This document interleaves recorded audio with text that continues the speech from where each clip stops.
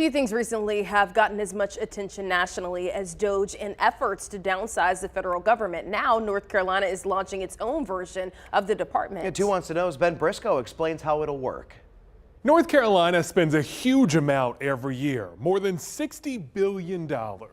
And a new House Select Committee on Government Efficiency will take a close look to make sure that all of that money is being spent wisely.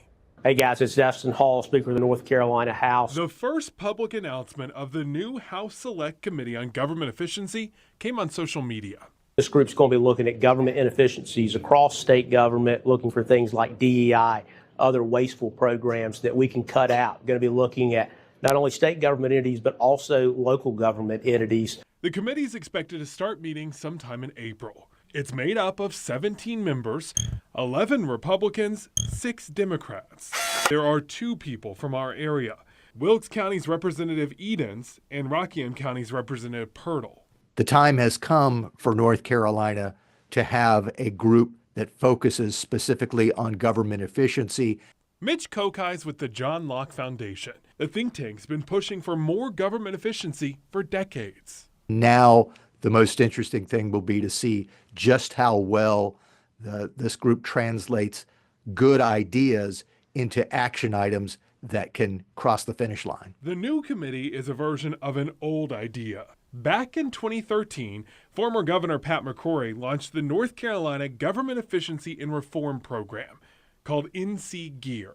2 years of digging resulted in a 70-page report full of suggestions to help the government run better. Everything from clearing mold out of government offices to better ways to inspect pet breeders and plans to help collect unpaid child support.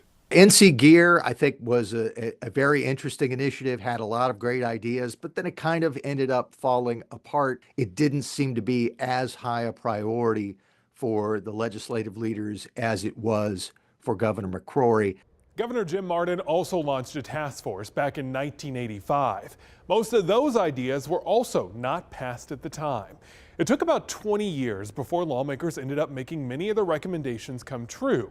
A review of the task force explains. The ideas made great practical sense, but had not incorporated political factors, like the employment impact of closing small rural prisons.